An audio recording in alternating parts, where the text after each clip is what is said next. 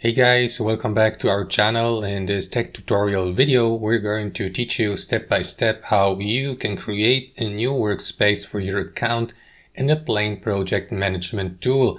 So let us dive into this. Alright guys, so navigate to the Plain project management application through your web browser, log into your account. And what you want to do guys is click into your profile name in the top left corner to access your user profile, and from here simply select create workspace. Usually you will be also asked to create a default workspace whenever you log in for the first time or sign up here on Plain. But if you would like to add another workspace guys, you can do this anytime by simply following these instructions. So click into create workspace, and after that follow these instructions. Name your workspace. So let me go with, I don't know, my first. That would be my 12th.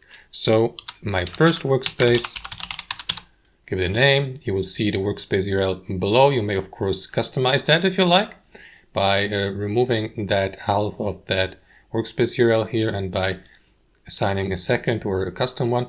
And here guys, you will also select the number of contacts or coworkers who you're planning to work with within the given workspace. So let me go with that range here. After that, click into create workspace, and after that your workspace will be created, and there you go.